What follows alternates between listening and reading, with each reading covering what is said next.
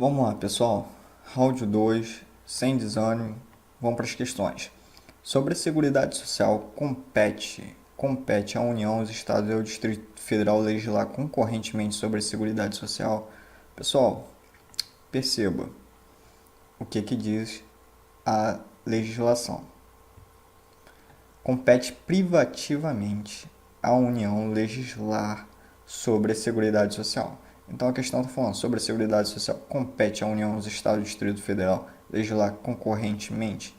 Não, porque compete privativamente à União legislar sobre a Seguridade Social.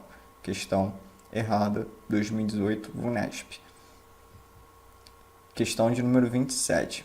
Sobre a Seguridade Social, as contribuições sociais são as únicas fontes de custeio da Seguridade Social, conforme disposto na Constituição Federal. Pessoal, já está errado dizer que são as únicas fontes. Você se lembre que a Seguridade Social tem como um dos seus princípios a diversidade da base de financiamento. Então, dizer que as contribuições sociais são as únicas fontes já soa estranho, né? Então, o que diz lá? A Seguridade Social será financiada por toda a sociedade, de forma direta e indireta, nos termos da lei, Estado e das seguintes contribuições: do empregador, da empresa, da folha de salários, da receita e faturamento, do lucro, do trabalhador, dos demais segurados da Previdência, não incidindo contribuição sobre a aposentadoria e pensão, concedidas pelo regime geral de Previdência Social, sobre a receita de concurso prognóstico, do importador de bens e serviços do exterior ou de quem a lei a ele equiparar. Então, perceba que está completamente errado aí, porque a diversidade da base de financiamento gera várias fontes de financiamento para a Seguridade Social. Então, está errado essa questão aí, dizendo que são as únicas fontes de custeio da Seguridade Social. Fica de olho aberto. 28. Sobre a Seguridade Social, assinale a alternativa correta. Compete ao poder público organizar a Seguridade Social com base na irredutibilidade material do valor dos benefícios. Então, pessoal, fica atento aí.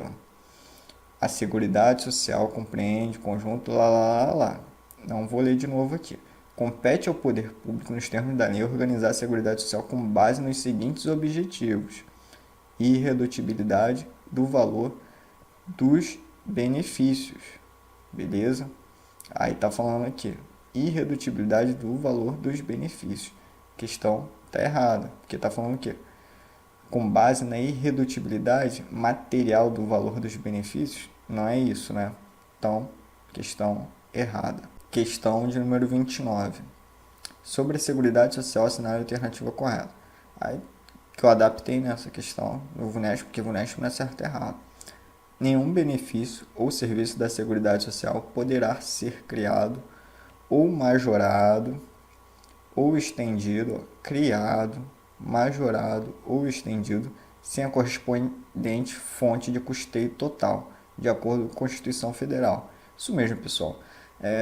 Tem uma questão um pouco de lógica, né? Como é que você vai criar um benefício? Vamos dar benefício para determinada área da sociedade. Só que você não diz de onde vai ser esses recursos.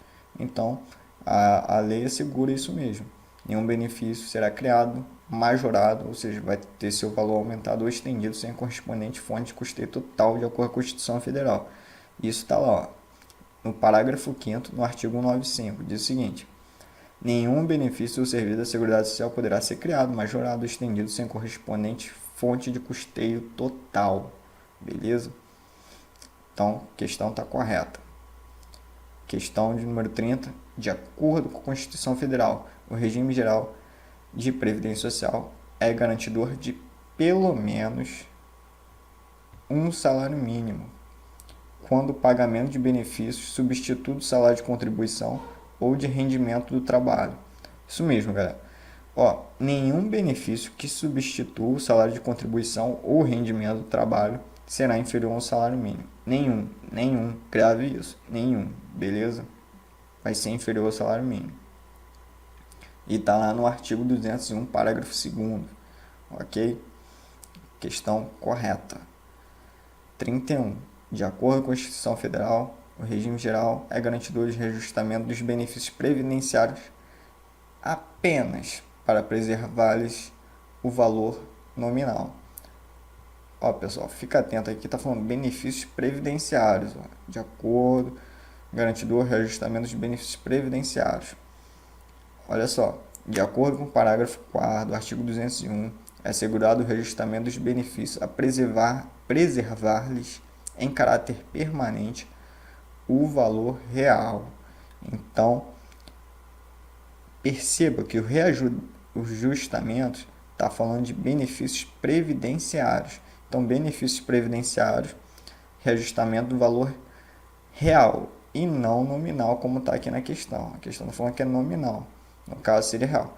O que seria nominal? É R$1.000 e isso aqui não vai ser, não pode ser reduzido. Só que o que acontece? Existe algo chamado inflação. Então, esses 1.000 que é hoje em 2018, quando eu estou gravando esse vídeo, em 2019 não vai ser. Por quê? Porque esses R$1.000 vão ser corroídos pela inflação. Então, o valor nominal seria somente assegurar 1.000. 1.000 é 1.000.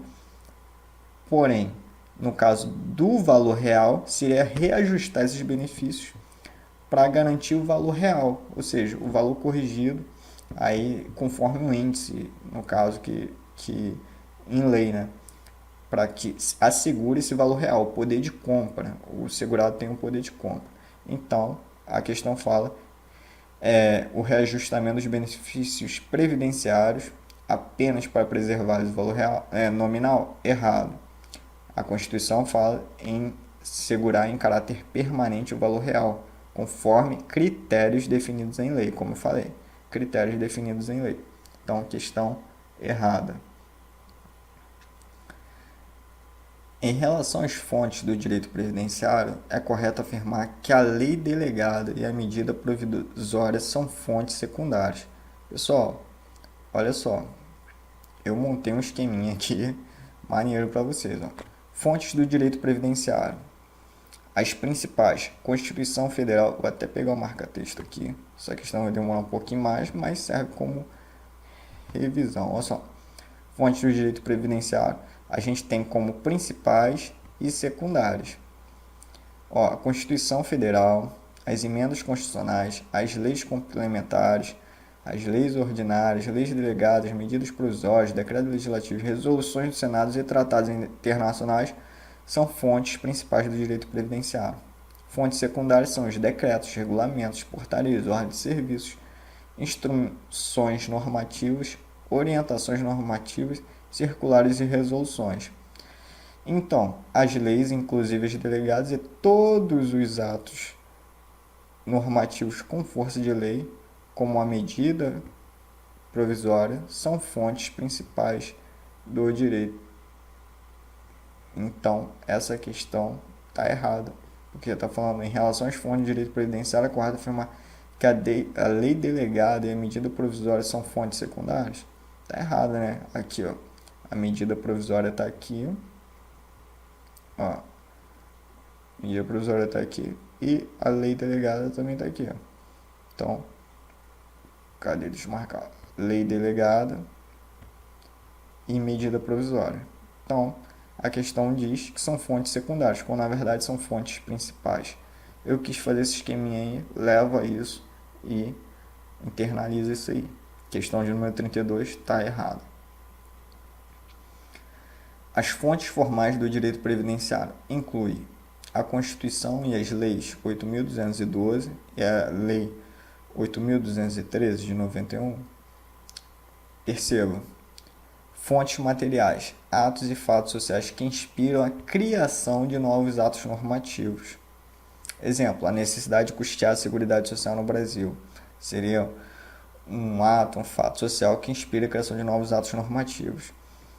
Agora, a fonte formal seriam os atos normativos em si, criados em função dos atos e fatos sociais, que é o exemplo da edição da Lei 8.212, que institui o plano de custeio da Seguridade Social. Então, a fonte material, ela inspira a criação de novos atos normativos, que seria você ver a necessidade de custear a Seguridade Social no Brasil, e a fonte formal, que é o próprio ato normativo em si, que no caso aqui é a Lei 8.212, que institui o Plano de Custeio da Seguridade Social. Espero que tenha ficado claro. Então a questão está certa. As fontes formais de direito previdenciário incluem a Constituição Federal, as leis 8.212 e 8.213, porque elas são aqui os atos normativos em si, são fontes formais. Beleza? Então, questão correta. Questão de número 34. Em relação às fontes do direito previdenciário, é correto afirmar que o memorando é fonte primária? Pessoal, o memorando é um ato infralegal, assim como portarias, instruções normativas, etc. Ele é uma fonte secundária do direito, assim como as portarias e instruções normativas, e não principal, conforme diz aqui a lei. Beleza? A lei não, a questão, né? Então, gabarito errado. Essas questões eu estou sendo um pouco mais rápido, porque elas não tem muito o que falar, galera. É para você olhar, ver o comentário e internalizar, entendeu? 35. Em relação às fontes do direito previdenciário, é correto afirmar que a orientação normativa é fonte primária? Galera, olha só. Orientação normativa, fonte secundária. Beleza? Do direito previdenciário. Então a questão está errada também. Em relação às fontes do direito previdenciário, é correto afirmar que a instrução normativa é fonte secundária? De novo, agora é uma fonte secundária do direito. Beleza? Questão correta. Em relação às fontes do direito previdenciário, é correto afirmar que a lei delegada e a medida provisória são fontes secundárias? Pessoal, perceba, as leis, inclusive as delegadas e todos os atos normativos com força de lei, como a medida provisória, são fontes principais ou primárias do direito. Tá aí o esqueminha que nem eu já fiz com vocês a primeira vez. Vou marcar aqui, ó, leis delegadas e, no caso, as medidas provisórias. Perceba que está aqui nas fontes principais. Secundárias, está todas as outras aqui. Ó. Portarias, ordem de serviço, instruções normativas, como a gente já fez questões anteriores, acabou de fazer, circulares, resoluções, etc. Então, questão, ela está aqui, ó, porque a medida, em relação às fontes do direito previdenciário, é correto afirmar que a lei delegada e a medida provisória são fontes secundárias. Está errada a questão, porque elas são fontes principais. 38. Já ficou aqui no negócio, mas não tem problema não, pessoal. O direito previdenciário é classificado como ramo do direito privado, tendo reconhecida pela doutrina majoritária sua autonomia didática em relação aos outros ramos do direito. Pessoal, grave isso aí. O direito previdenciário é ramo do direito público. Vale ressaltar que a doutrina majoritária prega a autonomia didática do direito previdenciário, ou seja, que ele é autônomo, ok? Só que existe dois tipos de teoria. Eu vou aprofundar essa questão um pouco mais, porque pode ser que venha mais aprofundado. Então tem algumas questões que eu vou só bater o olho, tem outras que eu vou aprofundar. Duas teorias. Existe a teoria monista, que diz que o direito previdenciário é uma subdivisão do direito do trabalho. Você já deve ter visto até alguns livros que dividem assim.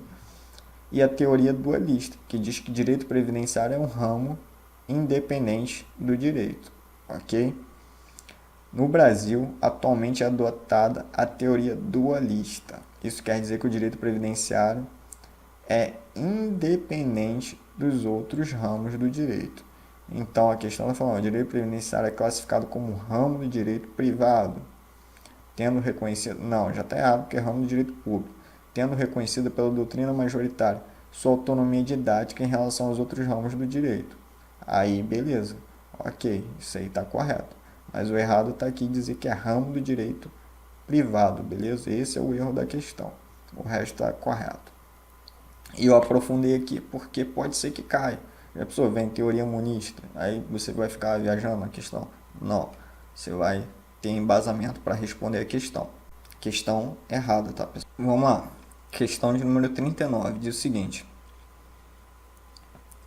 a Constituição Federal define a Seguridade Social como um conjunto integrado de ações de iniciativa dos poderes públicos e da sociedade, destinado a assegurar direitos relativos à saúde, à previdência e assistência social.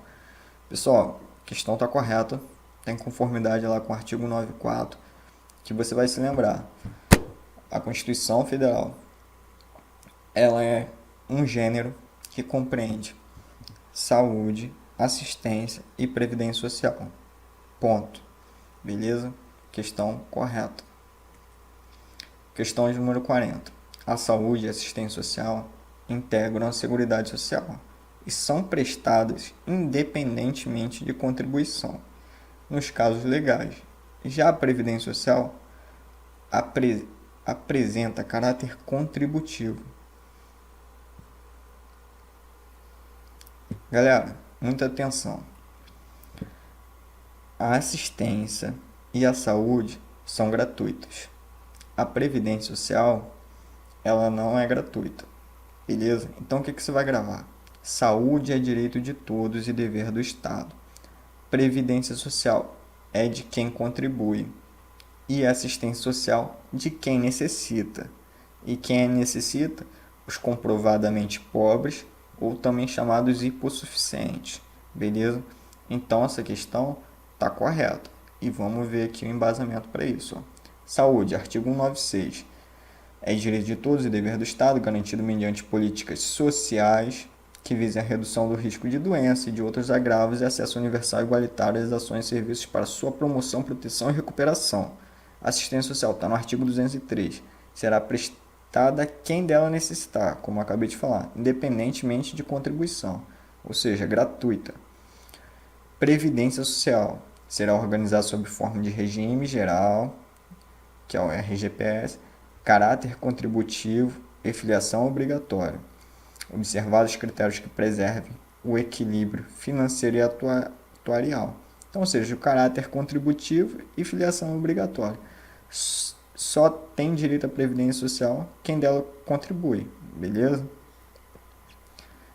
A previdência social será organizada sob forma de regime geral, RGPS, de caráter contributivo e filiação obrigatória, observados os critérios que preservam o equilíbrio financeiro e atuarial, como eu já havia dito. Então, a questão está com conformidade, porque a saúde é direito de todos, aqui ó, saúde é direito de todos e dever do Estado. Aí, a assistência social, ela é de quem dela necessitar, independente de contribuição. E o regime geral tem caráter contributivo e filiação obrigatória. E está batendo direitinho em conformidade com o item aqui, 40. Então, questão correta. Vamos lá, questão de número 41. A Lei Eloy Chaves de 1923 foi um marco na legislação previdenciária no Brasil, pois unificou os diversos institutos de aposentadoria e criou o INPS. Olha só, a Lei Eloy Chaves de 1923 foi um marco na legislação previdenciária no Brasil. Correto. Pois unificou os diversos institutos de aposentadoria e criou o INPS? Não, galera, ela não unificou os institutos de aposentadoria nem criou o INPS. Então, tá errado essa questão aqui. A doutrina majoritária considera o marco da Previdência Social a Lei Eloy Chaves, como já havia dito. Mas a questão erra ao dizer que a Lei Eloy Chaves foi quem unificou os institutos de aposentadoria e criou o INPS. A Lei Eloy Chaves ela criou as CAPs, como já disse também. As caixas de aposentadoria e pensões. Observação: atualmente comemora seu aniversário da Previdência Social brasileira no dia 24 de janeiro, em alusão à Lei Eloy Chaves.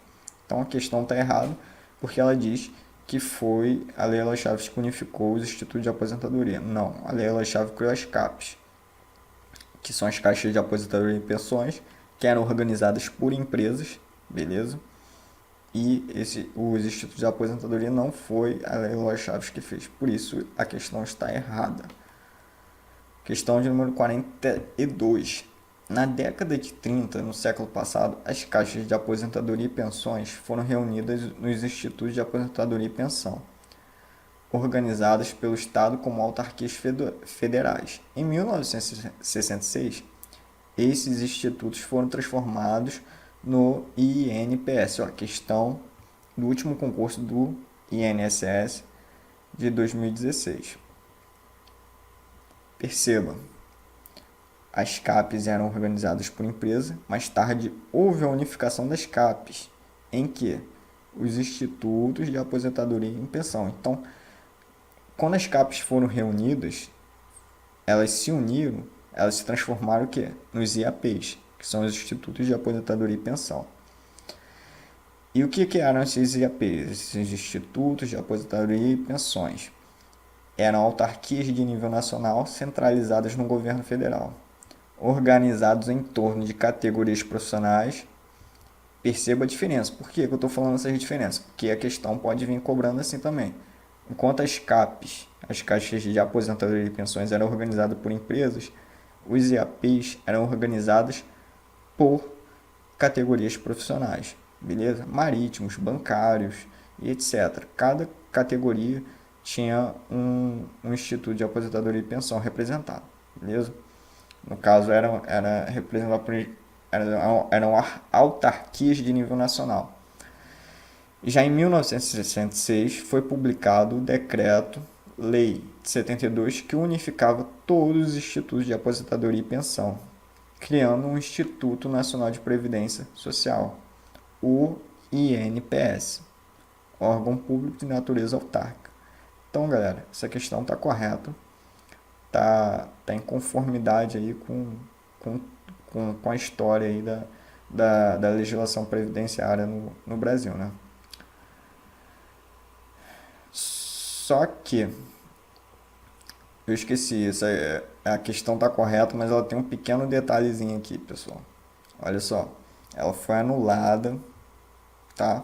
Ela foi anulada e ela foi anulada pelo seguinte justificativo.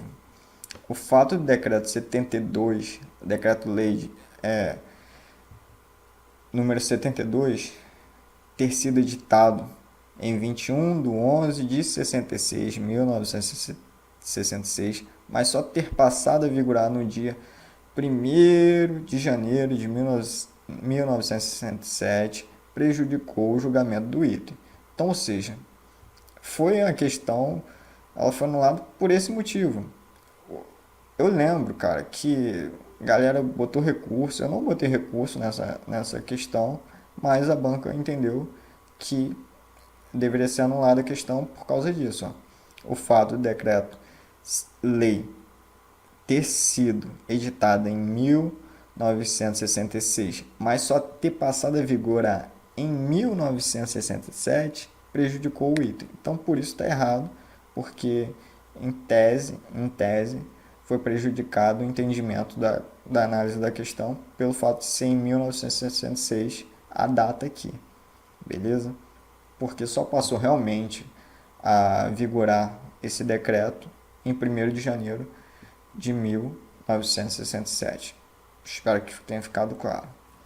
Então essa questão foi anulada, mas o resto está tudo correto. A única questão é isso aí, a questão do quando a lei entrou em vigor, que foi em 1967 e não em 1966. Em 1966 ela foi editada e em 1967 ela passou a vigorar.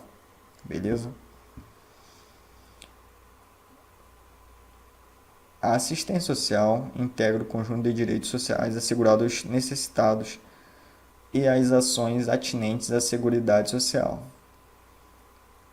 Então, galera, olha só. Lembre-se disso. Eu vou nem ler a parte aqui de cima, mas vamos lembrar aqui. Assistência social é para aqueles que necessitam os hipossuficientes. E aqui está falando assistência social interna, conjunto de direitos sociais, assegurados aos necessitados. Sim, cara, são os necessitados. E as ações atinentes à Seguridade Social. Questão perfeita aí. A previdência para quem contribui e a saúde é direito de todos e dever do Estado. Então, tanto a assistência quanto a saúde são gratuitas. A previdência é a única que requer contribuição para dela você poder usufruir. Beleza? Então, questão de número 43, correta. Questão de número 44. O benefício de prestação continuada concedido à pessoa com deficiência será suspenso no caso de beneficiário receber a título de herança patrimônio capaz de prover sua manutenção. Pessoal, olha só o que diz a Constituição. A assistência social será prestada a quem dela necessitar. Primeiro ponto. Independentemente de contribuição à Seguridade Social. E tem por objetivo, já tem os objetivos, proteção à família, maternidade, amparo à criança, promoção da integração, reabilitação, a garantia de um salário mínimo de benefício mensal à pessoa portadora de deficiência. A pessoa portadora de deficiência, ao idoso que comprovem não possuir meios de prover a própria manutenção ou de tê-la provida por sua família, conforme dispuser em lei. Então, galera, o cara passou a receber uma herança e ele pode custear, vai poder se sustentar com aquilo, não há sentido ele receber benefício da assistência social, beleza? Então, por isso a questão está correta. Questão de número 45. Questão de número 45. A Constituição Federal de 1934 inovou a ordem constitucional brasileira, no que se refere à fonte do custeio previdenciário, que passou a ser tríplice, provinda da contribuições do Estado, trabalhador e do empregado. Galera, a questão está correta. Se lembre lá que a gente fez uma das primeiras questões falando sobre isso, só que o que tinha feito? Tinha colocado 1937 e, na verdade, é 1934, beleza? E sim, uma forma tríplice que provém contribuições do Estado, do trabalhador e do empregado. Do Estado, do trabalhador e do empregado. Constituição Federal de 1934. Beleza? Forma tríplice, contribuições dos empregadores. Ela adotou-se em seu texto o termo previdência sem o adjetivo social, né? Então, isso é importante também, que pode ser objeto de cobrança em prova. Questão correta. 46. A Seguridade Social compreende o conjunto integrado de ações de iniciativa dos poderes públicos sem a participação da sociedade. Olha só, pessoal, já está errado isso aqui. Sem a participação da sociedade. A gente já leu várias questões falando que é com a participação da sociedade, destinada a assegurar direitos relativos à saúde, à previdência e assistência social. Questão errada, com base no artigo 194 da Constituição Federal. Aqui, ó, poderes públicos e da sociedade. Então, questão errada. Pessoal, questão de número 47, vamos lá. O princípio da equidade na forma de participação no custeio não veda a existência de alíquotas diferenciadas entre empregadores nem entre empregados. Só a questão está correta. Ó, pelo princípio da equidade na forma de participação no custeio, é possível sim a estipulação de alíquotas de contribuição social diferenciadas de acordo com as diferentes capacidades contributivas. Então, ou seja, em via de regra, ou em tese, assim, o empregador tem mais dinheiro do que os seus empregados. Então, ele vai contribuir mais do que a alíquota de contribuição dos seus empregados. E aqui está aqui a situação do trabalhador, que terá alíquota diferenciada, podendo ser entre 8, 9 e 11. Vai depender do seu salário lá de contribuição. A regra é, quem pode mais, paga mais, quem pode menos, paga menos. Beleza? Então, essa questão está correta. Questão de número 48. A Seguridade Social caracteriza-se pela contribuição direta do beneficiário do seguro social, embora se admitam benefícios assistenciais como seguro-desemprego. Pessoal, o seguro-desemprego tem natureza jurídica previdenciária e não assistencial, conforme diz aqui a questão. Outra coisa importantíssima aqui, eu botei em vermelho: o seguro-desemprego é um benefício pago pelo Ministério do Trabalho. A questão pode vir falando, o INSS paga de seguro-desemprego e contar uma historinha lá linda, triste, e você ir dizendo que o seguro-desemprego é pago pelo INSS. Não é pelo Ministério do Trabalho. Se você já foi demitido alguma vez, você sabe disso. Então, mas o benefício tem natureza previdenciária, ok? Então, gabarito errado. Questão de número 49. Maria recebe proventos de aposentadoria de professora de determinada universidade federal. A administração verificou irregularidades na concessão da aposentadoria a Maria.